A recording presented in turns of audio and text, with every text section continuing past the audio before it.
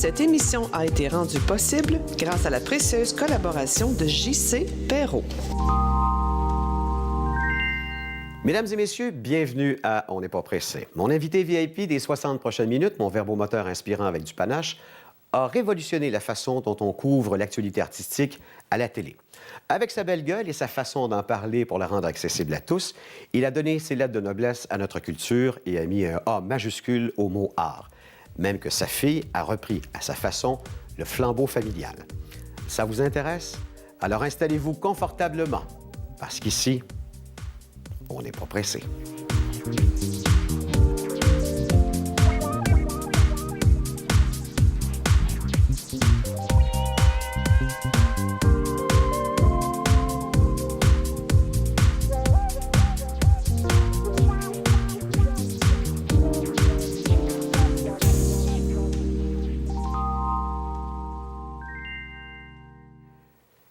Winston, merci d'avoir accepté mon invitation. On n'est pas pressé.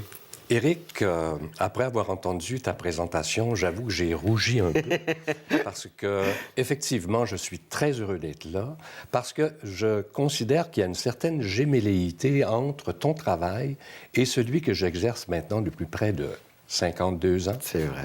Et qu'on se retrouve dans une situation d'intervieweur-interviewé, d'intéresser mutuellement l'un à l'autre.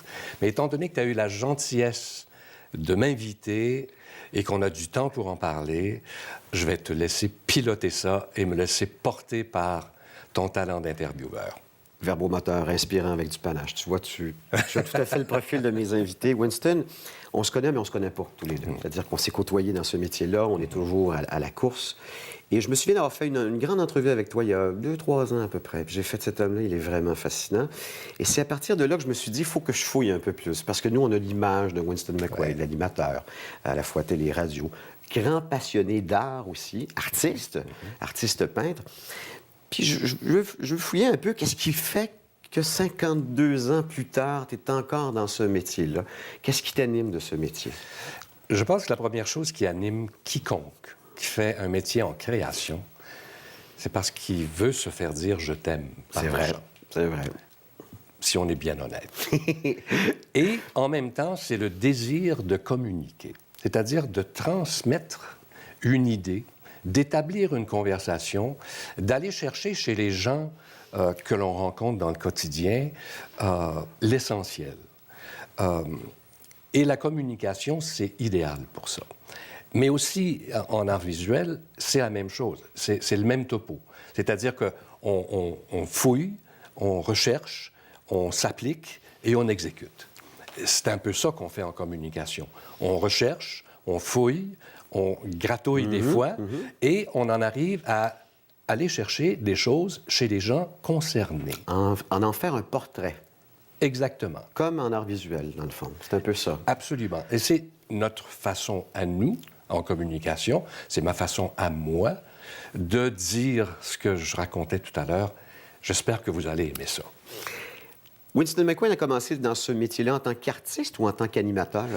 C'est-à-dire que le hasard a fait que je suis devenu communicateur. Après quelques années passées à l'École des beaux-arts de Québec, 4 ans pour être plus précis, sur le marché du travail, les choses étaient difficiles. Un ami qui était chef annonceur à CKCV à Québec m'a dit, puis on frayait un peu dans les mêmes bars, dans les mêmes milieux, les mêmes boîtes à chansons à l'époque. Roger me dit, écoute, il y a une période horaire pour laquelle j'ai besoin d'un animateur. Tu as une voix qui n'est pas pire, t'aimes la musique, tu t'exprimes assez bien. Pourquoi tu ne viens pas faire un essai? Alors, je suis allé à CKCV, à son invitation, et depuis ce moment-là, ça a fait boule de neige. L'émission, qui était une émission de fin de soirée où je présentais des amis chansonniers et où je baratinais et lisais quelques poèmes. Au soleil de minuit, c'était le titre de cette émission-là. Ça a été le début de tout. Mais en même temps, ça a été le début de certaines amitiés. Gaston Lheureux travaillait, lui, comme journaliste à la même station CKCV, où il y avait déjà des icônes de la communication qui étaient bien établies. De forte tête, sûrement, aussi. Saint-Georges-Côté, Oui, qui à Québec OK. est une icône Oui, c'est dans vrai. le milieu de la communication, qui malheureusement n'est plus avec nous. Mais il y avait autour de nous des gens assez expérimentés et professionnels pour être d'une certaine façon des titulaires et des tuteurs. Des mentors, en fait. Des mentors, des gens qui, tout à coup, t'initiaient à un métier qui était en plein essor et en plein développement. Donc, tu as appris ton métier sur le tas, c'est le cas de le dire. Exactement. Il n'y avait pas d'école de journalisme. Il n'y avait pas d'école d'annonceurs à l'époque non plus. Ce n'est que par la suite, à Jonquière, qu'on a mis sur pied au cégep là-bas un cours qui destinait les gens à devenir des professionnels de l'information. Avais-tu une facilité avec la parole avant même de faire ce métier-là? Je dois avouer que oui. Le baratinage, le verbomoteur en moi était déjà présent avant vraiment de commencer. C'était à l'École des Beaux-Arts, souvent, on me réprimandait parce que... Tu parlais tout le temps. Bon, Jean-Paul Lemieux, entre autres, qui était un de mes profs en peinture, venait toujours se planter derrière moi. Je me souviens, il venait se planter derrière moi sans dire un mot. Je sentais sa présence parce que je parlais trop. Et lui aurait souhaité que je peigne davantage que je parle. Mais une école des beaux-arts, en même temps, il y a une rigueur, mais en même temps, il y a une très grande liberté. Il faut cette liberté-là. Le verbomoteur était déjà là. Parle-moi de la famille McQuaid dans laquelle tu as grandi.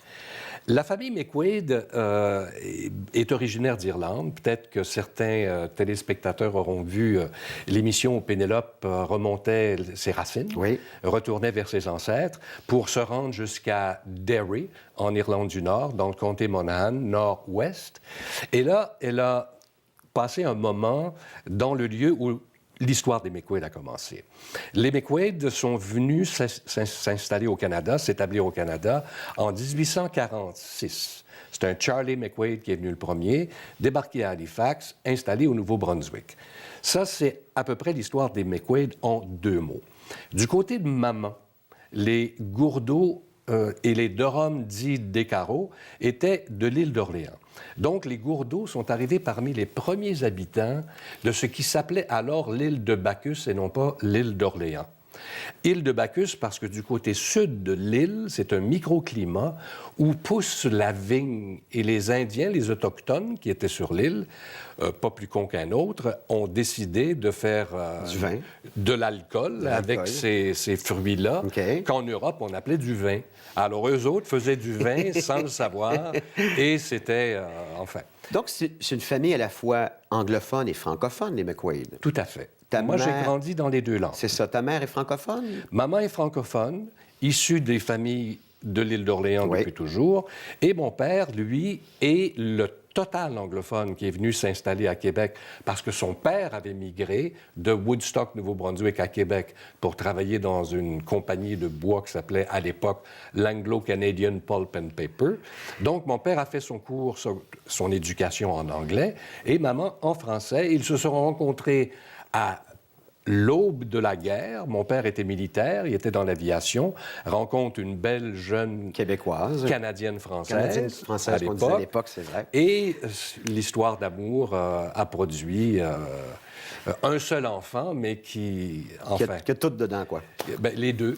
Alors, mon père à la maison parlait anglais et maman, évidemment, parlait français. Mais étant donné que la langue maternelle prime, c'est le français qui a éventuellement pris le dessus. Pris le dessus. Winston pour Winston Churchill?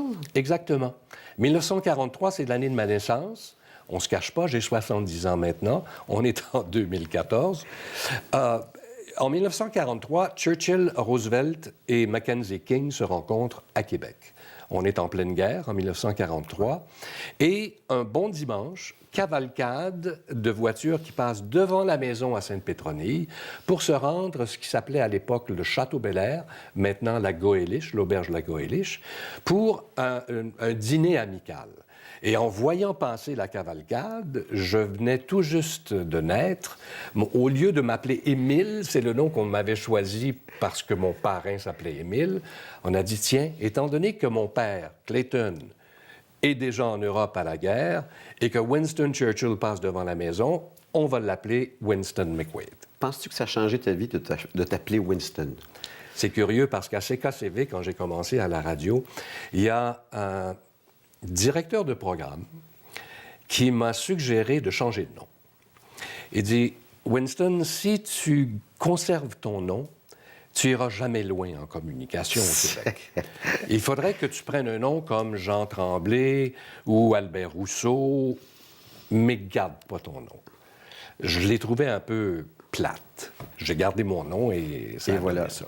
aujourd'hui. 70 ans, 52 ans de carrière, 5 enfants de 3 femmes, Ouais. 5 petits-enfants. 5 petits-enfants, éparpillés un peu partout. Quand on a 5 enfants de 3 femmes différentes, c'est qu'on a beaucoup aimé dans une vie, non? Et on a beaucoup été aimés. Oui, c'est vrai. Et ça se partage. Il faut dire qu'on est à une époque aussi, on était à une époque, à l'École des Beaux-Arts, où il y avait cette immense liberté. On est dans le peace and love à cette époque-là? On est à l'aube du peace and love. Évidemment, le peace and love s'installe. Je rencontre la mère de Pénélope. Il y a Pénélope, mais il y a aussi une autre femme. Et c'était l'époque qu'on était des peace and love, effectivement, et les enfants, tout à coup, se sont présentés sans nécessairement avoir été invités, mais une fois sur place, oui. Bonheur. Bien sûr. Beau gars. Beau gars. Est-ce que tu en as profité un peu? Bien, je pense que ça... Dans mon passage à la télévision, à Radio-Canada, je pense que ça aide, c'est clair. Oui. C'est parce qu'en communication, il y a des principes de communication qui disent des choses qui révélatrices et surprenantes un peu. Quand on passe un message, il y a 3 critères pour que le message passe bien. La gueule de la personne, sa façon de s'exprimer et le contenu. Et c'est dans l'ordre 1, 2 et 3. Et si tu as si tu as la gueule, c'est ce que je ne revendique pas du tout, là, je le dis de façon bien humble. C'est moi qui le dis. Et si tu as, à un moment donné, la façon de dire les choses, le message passe. Mais si tu as des tares dans la première, la deuxième, t'en manques un, le message passe très difficilement. Toute une carrière en télévision et en radio. L'émission phare de Winston McQuaid, c'était Telexar. J'en ai parlé. Telexar est... Oui, tu as tout à fait raison. Telexar était une... si on veut... Telexar est venu au monde à la suite des premières coupures à la télévision de Radio-Canada, coupures importantes. Donc, une émission que j'animais à l'heure de pointe, en fin de journée, en direct, à tous les jours, 1 heure, au complexe des Jardins.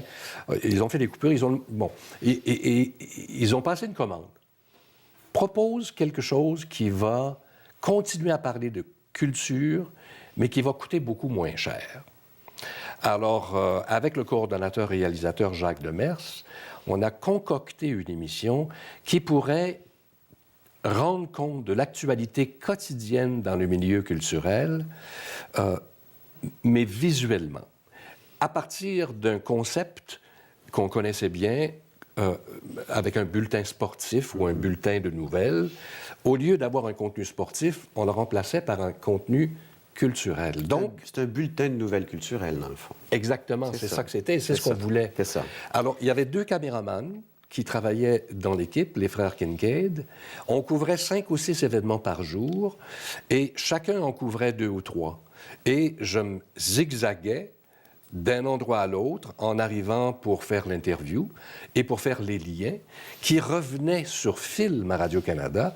On était sur film à l'époque. On est quoi, les années 80? On est dans les années 80. C'est ça. Et là, il fallait développer le film, monter le film, écrire le précède, c'est-à-dire le texte de présentation, et mettre tout ça en ondes. Et l'animer. Et l'animer. En plus. Donc, il y avait bulletin à l'heure du souper, il y avait bulletin en fin de soirée, et un bulletin en reprise le lendemain midi, qui était le bulletin de fin de soirée.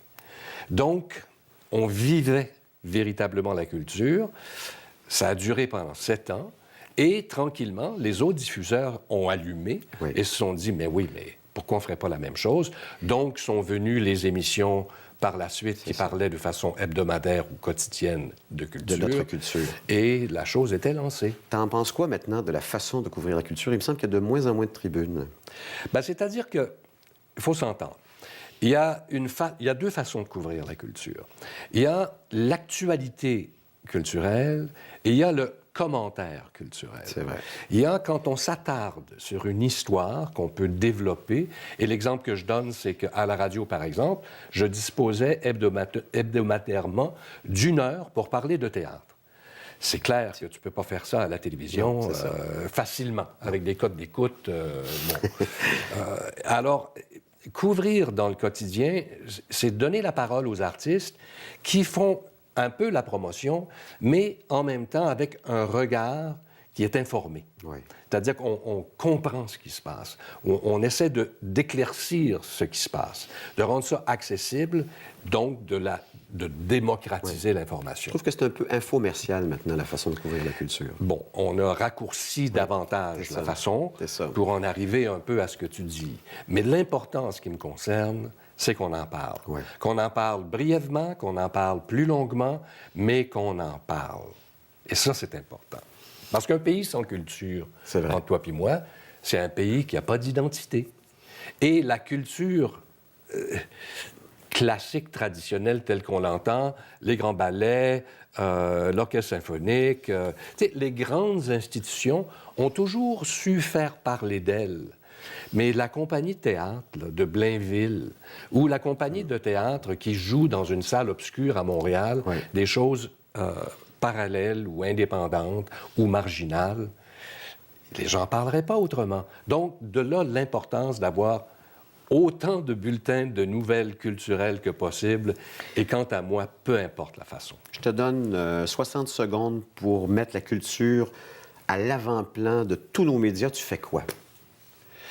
Je dirais une quotidienne qui élagrait davantage l'information et qui la présenterait d'une façon simple, claire, efficace et sensible.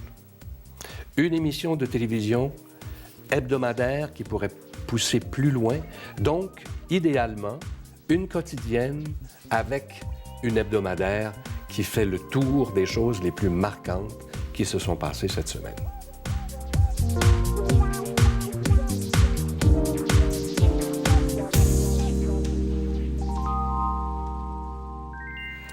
C'est le bloc avec ou sans pulpe, Winston, des sujets que me suggèrent les invités où on discute ensemble. Le premier de tes 5 sujets, c'est les arts visuels et la place que l'on laisse, je pense, particulièrement aux jeunes, c'est ça?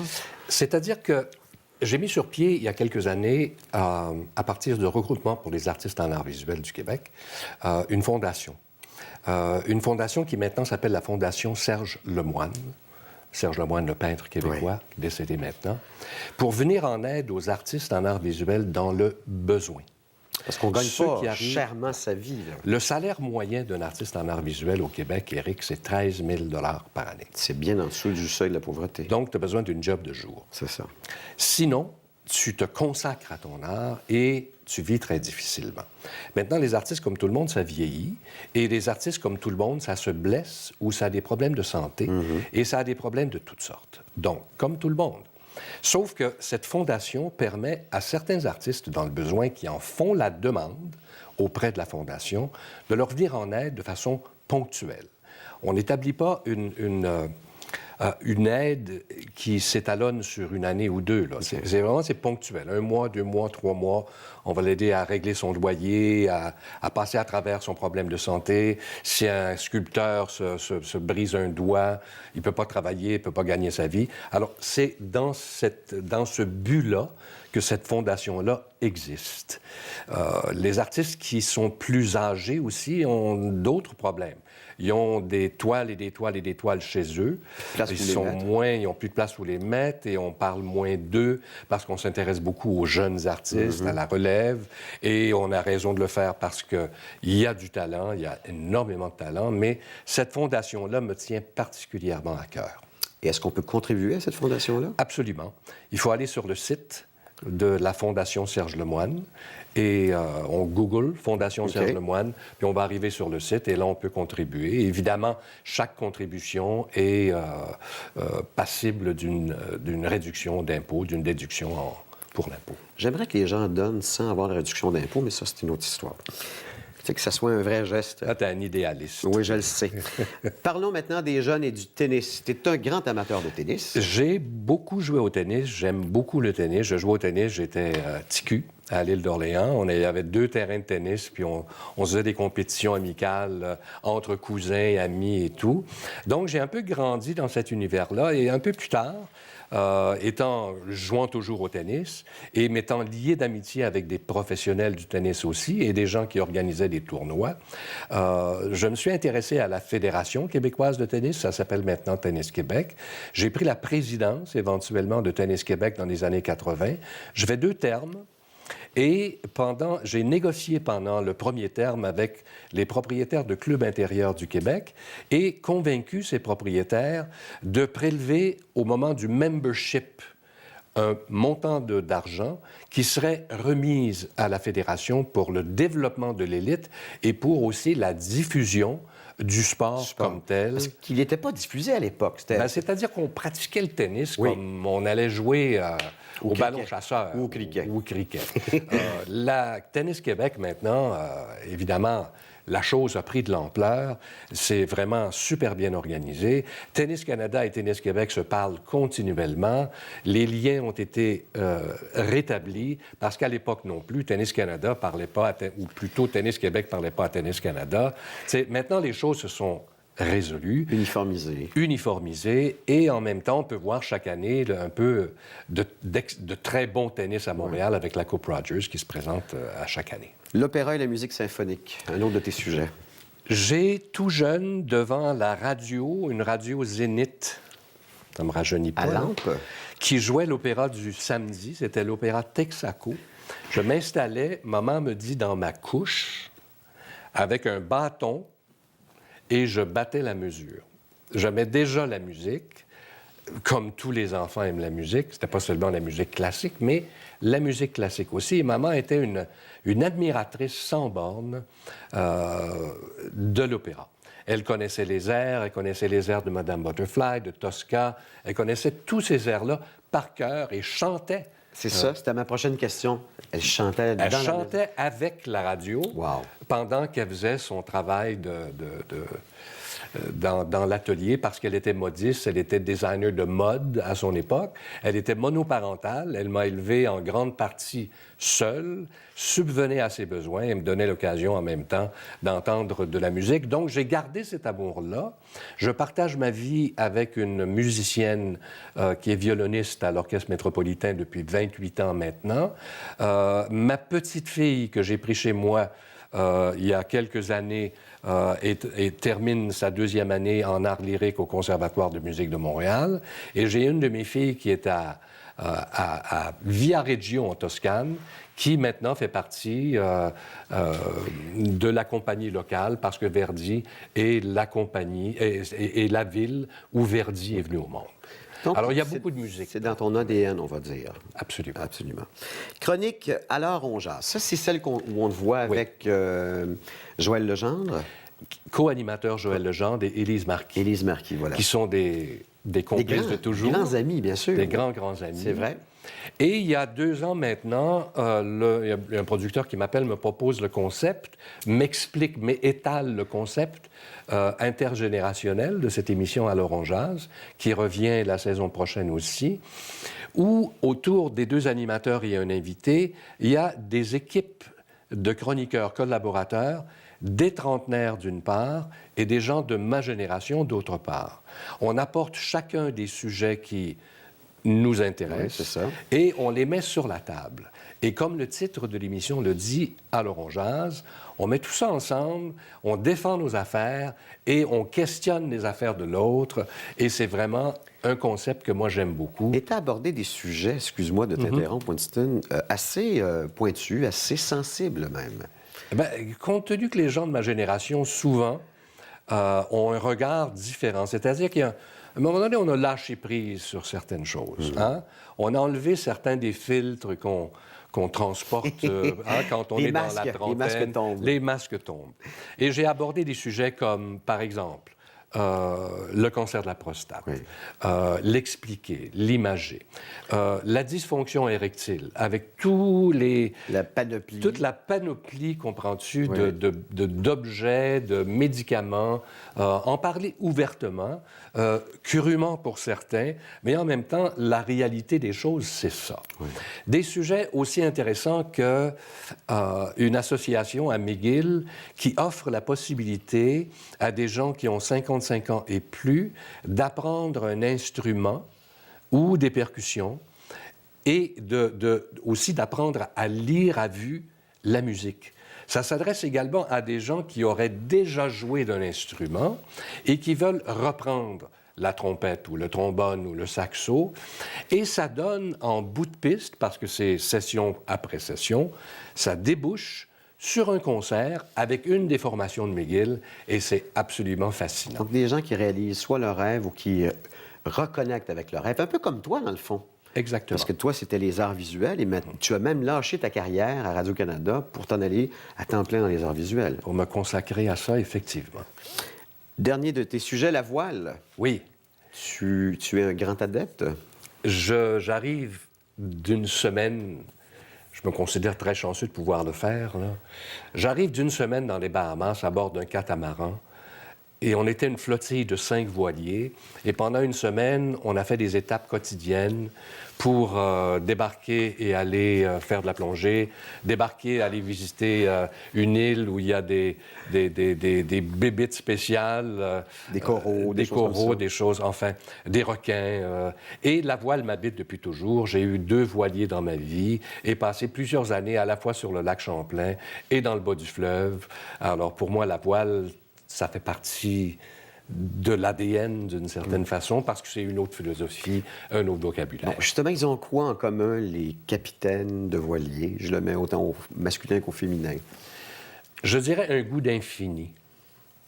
Quand on est sur un voilier, on décroche. On n'est plus des terriens. On aborde autre chose. Vous êtes des mériens? Écoute, c'est la magie d'être sur l'eau, ce sentiment de liberté et devant une nature qui ne demande qu'à être l'ami du marin. Mais parfois, la mer a ses colères et c'est pour ça que c'est important que les marins aient une formation, sachent quoi faire quand on est sur l'eau pour savoir quand la mer se fâche, comment réagir.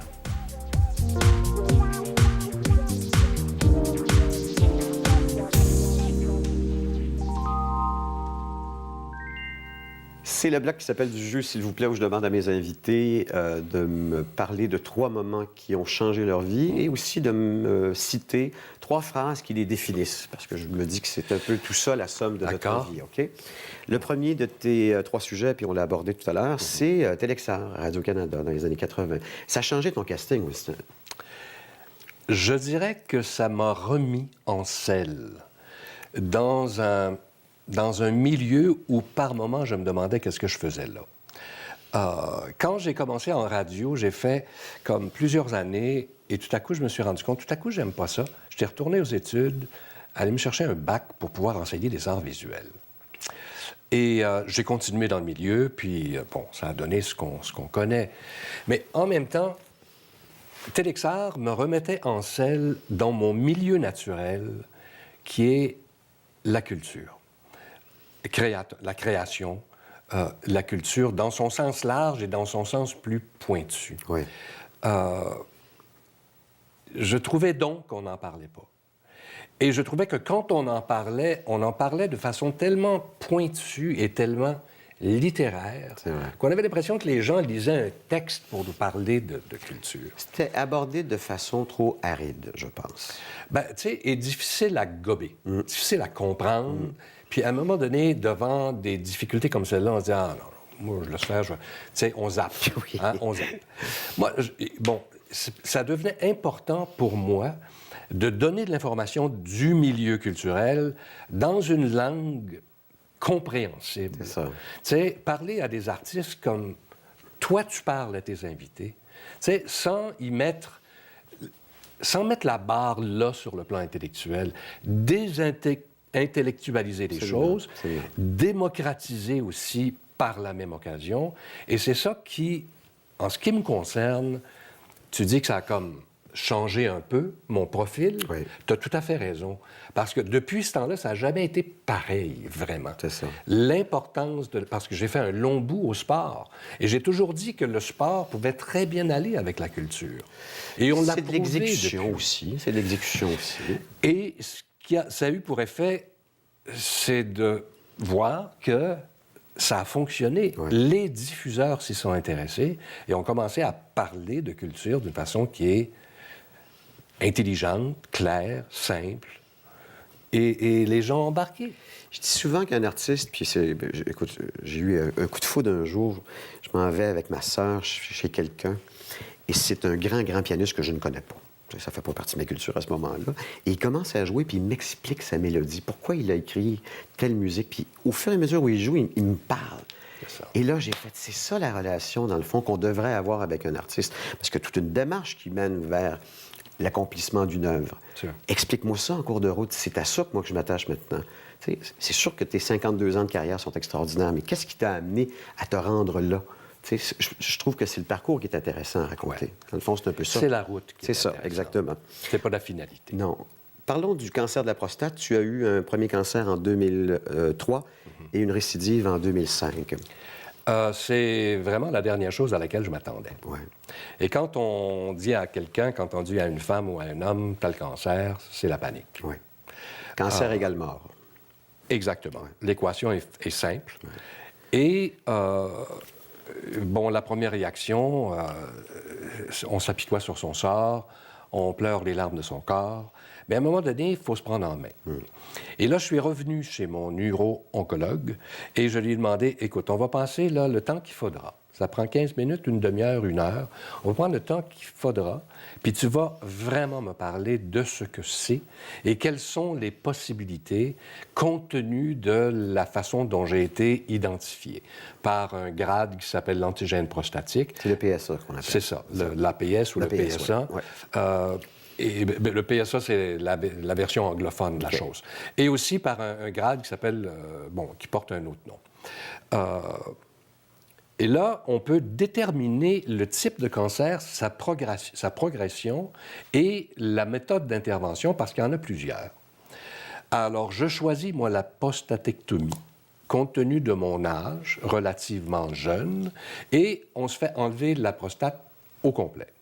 Les risques connus sont que ça endommage ou brise les nerfs autour de la glande prostatique, de la prostate, qui sont responsables de la fonction érectile. Donc, quand on parle de dysfonction érectile suite à une opération pour la prostate, c'est que ces nerfs-là ont été endommagés. Les techniques ont énormément évolué.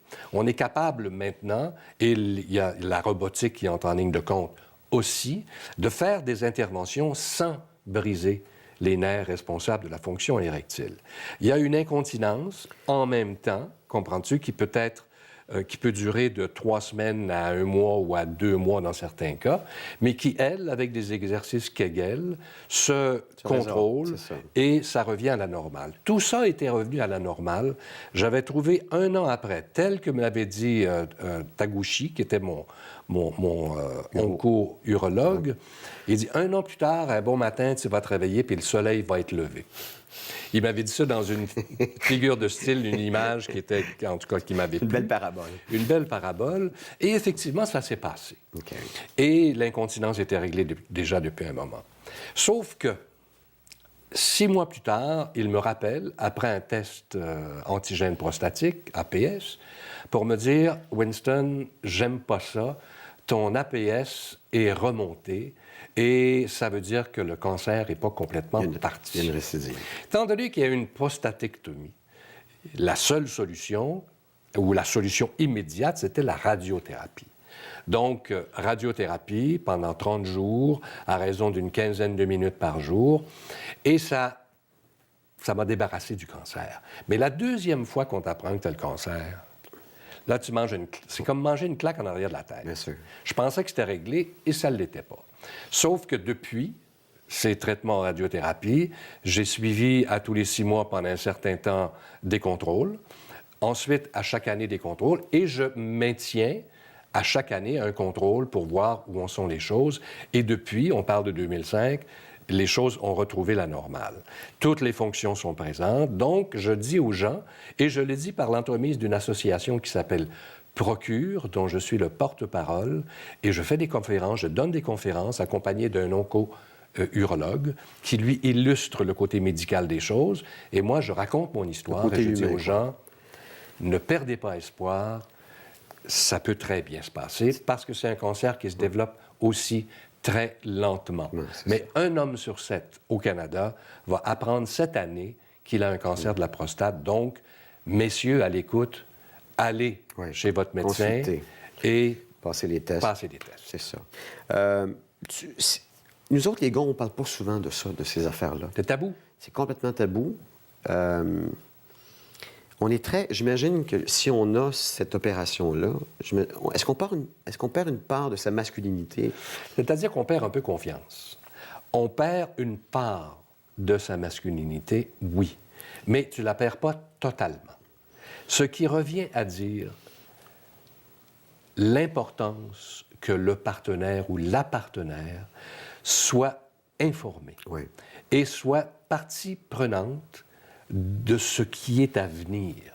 C'est-à-dire qu'il n'y a pas une seule façon d'aborder la sexualité, il y en a plusieurs. Parce que ça change une fois qu'on a eu cette opération. C'est seulement possible s'il y a un dialogue entre les gens. C'est pour ça que l'information à donner, il faut la donner non pas seulement aux hommes concernés, mais à leurs partenaires aussi, pour que tout le monde soit au courant des tenants et des aboutissants. Toi qui fais des conférences là-dessus, c'est quoi le taux d'échec de couple une fois cette opération ou ce cancer-là décelé et guéri? Faible. Faible? Faible. Ce que je disais tout à l'heure, c'est que la confiance en prend pour son rhume. Il faut reconstruire les choses. La période, l'hiatus d'1 an, avant de retrouver sa sexualité, avant que le soleil ne se relève à nouveau, comme je disais tout à l'heure, mais c'est une période d'incertitude, une période de doute, une période angoissante pour les hommes. Et Dieu sait que la libido souffre de l'angoisse. Donc, c'est la première affaire qui coupe. Voilà. Entretenir sa libido, c'est ça. Aller chercher de l'aide, support psychologique si nécessaire, support sexologue si nécessaire, mais surtout, et d'abord et avant tout, ouvrir le dialogue avec son partenaire ou sa partenaire. Est-ce que ça change les relations sexuelles? Non. Vraiment pas. Ça ne change pas les relations sexuelles. La pénétration est possible. Tous les jeux sexuels sont possibles. Sauf l'éjaculation à ce moment-là. Sauf l'éjaculation. Donc, il faut avant soit faire un don à une banque de sperme pour, si on veut éventuellement procréer, ce qui est rarement le cas quand on atteint 55, 60, 65. Exact. Mais si vous voulez une assurance à ce sujet-là, posez ce geste et ensuite faites-vous opérer. Tu as eu une nouvelle conjointe en cours de route parce que tu as eu une rupture amoureuse il y a quelques années en arrière. Comment on vit ça avec une nouvelle amoureuse? Parce qu'une femme avec laquelle on a été toute notre vie, bon, elle nous connaît, puis on la connaît, mais là, il faut se dévoiler avec une, je dirais pas une faiblesse, mais peut-être une fragilité ou une... En disant les choses. Oui. Je reviens au dialogue toujours. Je pense qu'une relation, ça s'établit... Une relation, ça s'établit dans l'honnêteté entre deux personnes. Je ne peux pas faire semblant que je n'ai pas été opéré pour la prostate. C'est ça. Il faut que l'information sorte. Bon, il y a une façon de dire les choses. Il y a aussi une façon de les recevoir. Et quand on est dans une relation qui, d'abord, est affective et qu'il y a un rapprochement, ce rapprochement-là se fait naturellement. Et il faudrait, si nécessaire, se convaincre que la première chose d'importance, c'est d'en parler ouvertement, simplement, sans dramatiser les choses. Et la personne aura évidemment à prendre une décision à partir de ça. Mais ce sont des choses qui se disent simplement et rapidement. Et le plaisir là-dedans, parce qu'il doit être différent, non? Il est doublé, le plaisir. Le plaisir de la jouissance chez l'homme est doublé parce qu'il y a un phénomène qui s'appelle la rétroéjaculation. C'est-à-dire que le sperme ne sort pas, mais il y a une rétro-éjaculation qui vient dans la vessie, qui procure un plaisir intense. Plus grand? Moi, je considère que ce plaisir-là est plus grand qu'il ne l'était. Faites-vous pas opérer juste pour là. essayer ça. Juste pour Ouais, essayer ça. c'est ça. Mais en même temps, c'est la réalité des choses. Et ça fait combien de temps que tu es en rémission maintenant? Ça fait depuis 2005, donc bientôt 10 ans. Ton 10e anniversaire. Un autre des grands moments qui a changé ta vie, puis c'est pas toi directement, mais c'est l'accident de route de Pénélope, de ta fille, en 2009, c'est ça? Exactement. L'accident de Pénélope a été révélateur sur plusieurs plans. D'abord, ça a été le moment, je pense, probablement le plus intense de ma vie. Tu sais, quand tu as 5 enfants, dont 3 dont tu t'es occupé là, de façon intense, et que la plus jeune de la gang, qui fait le même métier que toi, avec qui tu as des atomes crochus aussi, se retrouve dans une situation comme celle-là. Entre la vie et la mort, disons-le. Elle a été extrêmement chanceuse, Oui, Pénélope, de c'est s'en ça. sortir. Extrêmement chanceuse. Mais la chance a voulu qu'elle ne soit pas affectée c'est vrai. visiblement C'est vrai. et qu'aucun de ses organes vitaux n'ait été touché. Ça a été là, le miracle de l'affaire. Et je dirais que c'est en anglais, on dit « life-changing moment », à la fois pour, évidemment, Pénélope, Bien sûr. qui a remis en question son rapport à la vie, Ton métier. à son métier, à ses relations personnelles. Et ça a eu le même effet sur les gens autour d'elle. Moi, en particulier, j'ai remis plein de choses en question par rapport à mon attitude, par rapport à mes choix dans la vie. Qu'est-ce qui t'a changé? Je te dirais que c'est simplifier les choses et de voir la vie une journée à la fois. Une semaine à la fois, c'est trop. C'est vrai. Une journée à la fois. Et de ne jamais prendre pour acquis que c'est éternel, qu'on va toujours être dans un état de liesse. C'est pas vrai. C'est pas vrai, ça. La vie, ça se prend au quotidien avec ses côtés positifs et ses côtés négatifs. Et la difficulté, c'est de faire en sorte que les côtés négatifs soient des moteurs pour améliorer la chose et qui deviennent positifs. Ça a clairement été le cas avec vous. Ça a été le cas avec moi et je dirais que la force de Pénélope, à un moment donné, s'est transmutée aux gens autour d'elle. Ouais. Et je pense que dans le grand public, Pénélope qui jouit d'un Capital de une sympathie, absolument, des gens. très, très fort, ça a été un moment bouleversant, changeant, mais positif aussi. 3 de tes citations. If it ain't broke, don't fix it.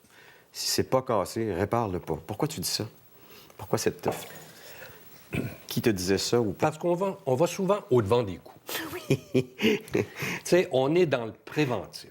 On veut que les choses se passent de telle façon. On veut contrôler les choses. Et on est des contrôleurs en puissance. Et souvent, il n'y a aucune raison pour faire ça. On le fait pour des raisons égoïstes, pour des raisons ABC.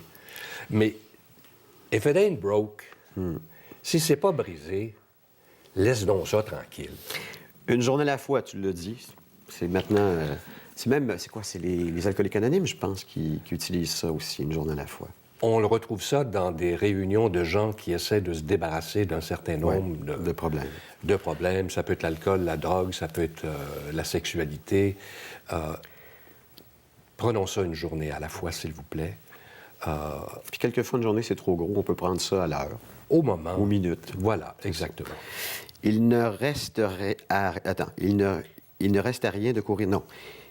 Il ne reste à rien de courir... Il ne sert... Excuse-moi, c'est moi qui ai mal écrit. Il ne sert à rien de courir, il faut partir. Il faut partir à point. Oui.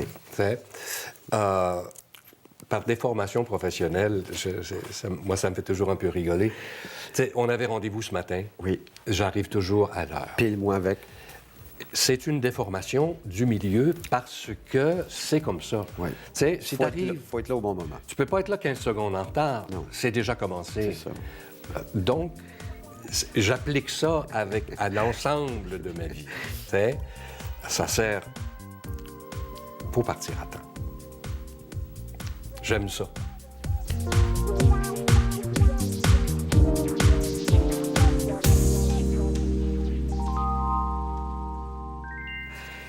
C'est le bloc On presse le citron, 10 questions en rafale, et tu me dis ce qui te vient comme première réponse. Est-ce qu'il faut que je grimace comme si Si je tu prenais- veux. OK. Écoute, c'est tellement libre, là.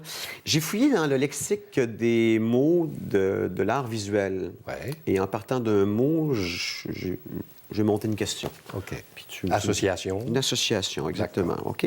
Premier mot, couleur. Quelle couleur te représente le mieux et pourquoi? Le rouge, pour la passion. Tu as toujours été passionné? J'ai toujours été passionné. Ça coûte cher, la passion, des fois. Très Ça cher. fait mal aussi. Ben écoute, je te cacherai pas que la passion m'a coûté assez cher dans ma vie, mais quand tu es passionné, Oui. Parlons de la passion des femmes. oui. Tu as beaucoup donné. J'ai beaucoup donné, mais j'ai beaucoup aussi reçu. Qu'est-ce que ces femmes-là t'ont donné? Ces femmes-là m'ont donné beaucoup d'amour, m'ont donné, ont ajouté à mon intelligence. Parce que c'est d'abord et avant tout ce que je recherche chez une femme. Oui, la beauté du corps est une chose, la beauté de la tête, une originalité, mais c'est les paroles qui sortent de la bouche, Oui. et c'est en même temps l'énergie qui se dégage d'eux. Et il y a une sensualité à un moment donné qui fait qu'on se rapproche de certaines personnes et pas des autres. Il y a comme une chimie qui existe entre deux personnes, et quand elle existe et que la passion est présente, comment veux-tu répondre du reste? Ah, c'est ça, exactement. Nuance. Préfères-tu des opinions tranchées ou nuancées, Winston? Je préfère je préfère trancher les choses. J'ai longtemps été nuancé. Et ça m'a freiné d'une certaine façon. Ça nuit. Et je serais allé davantage vers la création. Je parle en art visuel, je parle aussi en théâtre, en scénographie, en toutes sortes de choses. Mais maintenant, je suis plus... c'est comme ça. Est-ce qu'on sait où est-ce que tu loges quand Je sais où voter C'est et ça. je dirai pourquoi. Tu sais, je sais... bon, je ne sais plus faire de compromis. Figure. Lorsque tu te regardes dans la glace, qu'est-ce que tu vois, Winston? Un certain contentement, je te dirais, là, bien humblement. En anglais, on dit contentment. 52 ans dans le métier, je me sens bien. Je me sens à l'aise dans ce métier-là. Je me sens à l'aise dans le milieu de la création aussi. Et je me sens surtout aimé. 70 Aimé ans de mes d'âge, enfants. puis tu es en forme. Oui, mais physiquement, c'est important de C'est ça. le faire. Ensuite, arrière-plan. Qu'est-ce que tu as trop souvent mis derrière toi? Mon ambition. Tu as mis ça derrière toi? Oui, je n'ai jamais été ce qu'on pourrait appeler un carriériste et je n'ai jamais eu d'ambition professionnelle.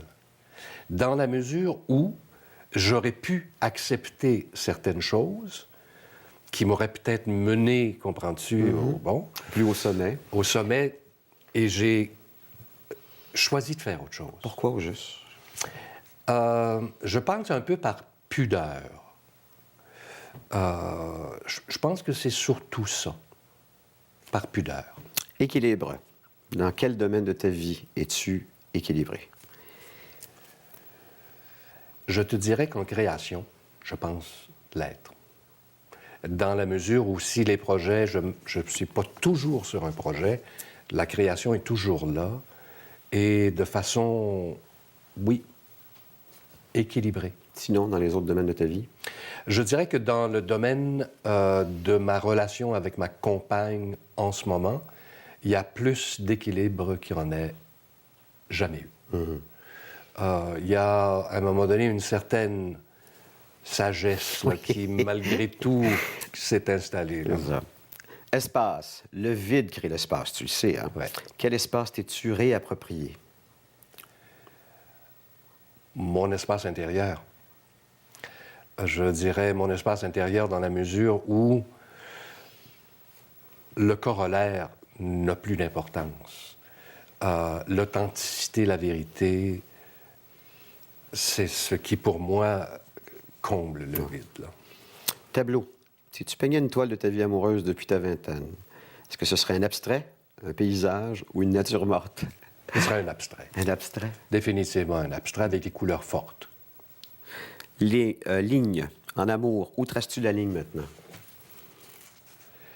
Je la trace dans la complicité.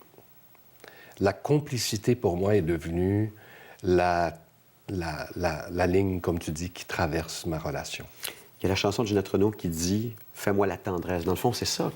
Quand on vieillit, c'est moins les pulsions et plus l'attachement. Je pense que c'est un peu ça, non? Exactement. Profondeur. Qu'est-ce que l'on ne soupçonne pas de toi, Winston? Que je suis de culture américaine. Mais de culture américaine dans le sens... Américanophile, c'est ça, tu veux dire? Américaine dans le sens où nous sommes, les Québécois, des Nord-Américains, et on refuse souvent de le voir et de l'admettre. Et moi, je me sens tout à fait à l'aise dans cet univers-là de l'américanité de la chose. Je suis un Québécois, indépendantiste, bardé d'américanité. Dernière question, réflexion. Quelle grande leçon auras-tu tirée de la vie, Winston? L'humilité et la tendresse. J'en suis là.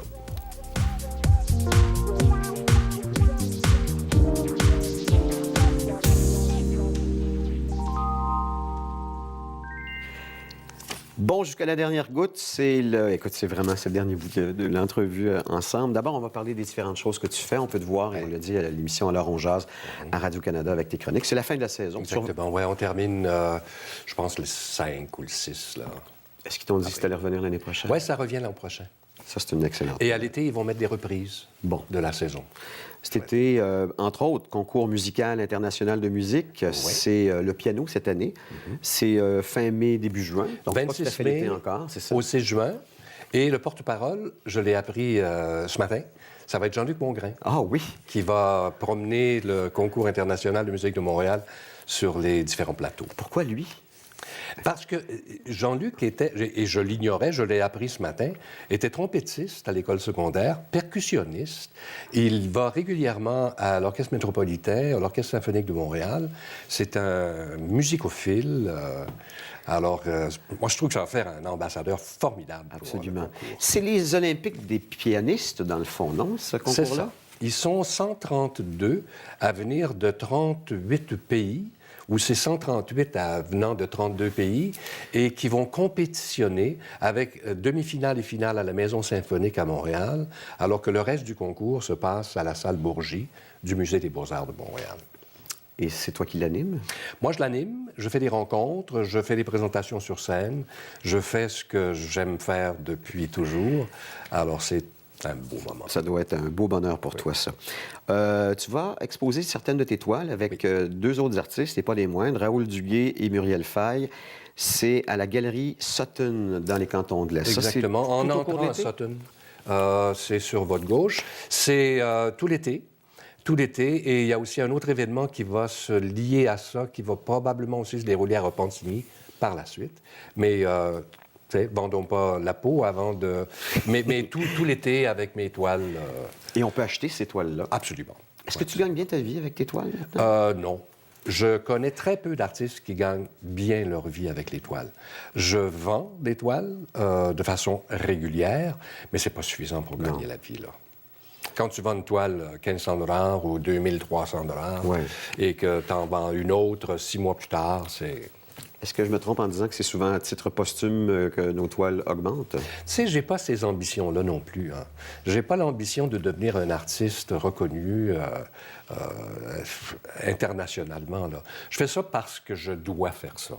Parce que j'ai pas le choix de faire ça. C'est un besoin? C'est un besoin. OK. Annonceur maison et présentateur de la Coupe Rogers au Stade Uniprix début août. Ça, c'est un autre de tes grands plaisirs. Ça, cette c'est année, un grand plaisir. ce sont les meilleures femmes au monde, les meilleures Cette tenniswomen. année, c'est les femmes à Montréal, les hommes à Toronto. Les deux événements ont lieu simultanément, mais il y a des écrans géants partout maintenant sur le site du Stade Uniprix. On peut voir ce qui se passe à Toronto en même temps qu'on assiste au match à Montréal. Et Eugénie Bouchard sera de la partie avec les Maria Sharapova, Anna Ivanovic, Alexandra Wozniak et j'en passe, là. T'en penses quoi, justement, d'Eugénie Bouchard? Eugénie Bouchard est tellement talentueuse. C'est une joueuse qui a une attitude, c'est une gagnante. C'est une gagnante et dans sa tête, elle est une gagnante. Moi, je prédis que d'ici la fin de l'année, elle va être dans les 10 meilleures joueuses au monde. Elle est déjà 19e en ce moment et elle va poursuivre sa remontée. Puis elle n'a que quoi, 19 ans, c'est ça? Elle a 19 ans. Écoute, quand même. Il y a Raonic aussi, mais lui va jouer à Toronto Ouais, cette année. c'est ça. Et il y a un site Internet aussi. Oui. C'est vrai que tu es partout, en fait, sur les réseaux sociaux. Aussi, on peut te voir sur Twitter, sur Facebook. Instagram, c'est vrai. Tu fais des selfies souvent. D'ailleurs, il faut que j'en fasse un. On va en faire un, on va l'afficher. Alors, winston.web44.net, où on peut voir, entre autres, tes œuvres d'art. Absolument. L'ensemble de la production est là.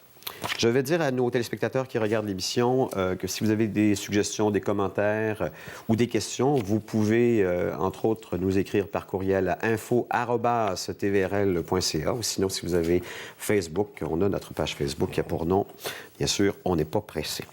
À chaque fin d'émission, je choisis une citation qui me fait penser à mon invité. Quelquefois, c'est plus facile, d'autres fois, c'est un peu plus difficile. Je suis parti du mot bonheur.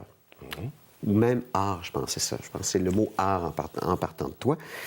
Et j'ai trouvé une citation qui est celle d'un naturaliste, banquier et politicien britannique, John Lubbock, qui avait dit « Le bonheur est un art à pratiquer, comme le violon. » Et je me suis dit, ça me fait penser à toi, dans le fond, parce que c'est ça. Ta vie, c'est que tu pratiques ton bonheur et tu continues à exercer l'art, non seulement l'art comme ça, mais l'art oratoire, ta façon d'animer. Alors voilà. J'aime ça. Tu es un grand violoniste de la vie, on va dire. Ah, t'es fin. C'est ma blonde qui va être contente aussi. Elle est violoniste. Elle est violoniste. Alors, on est deux violonistes dans la maison. Qu'est-ce que je te souhaite en terminant? Tu me souhaites du bonheur. Exactement ça. Et ça me suffira. J'ai déjà beaucoup de bonheur autour. Alors, c'est ça. Juste ça. On l'apprécie. Hein? C'est simple. C'est ça la différence. En vieillissant, c'est que le bonheur se retrouve dans les moments ordinaires très souvent aussi. Hein? Avant, on fouillait l'extraordinaire, puis maintenant, on le découvre dans les petits moments du quotidien. Et ça vient plus facilement avec l'âge. Oui, c'est vrai.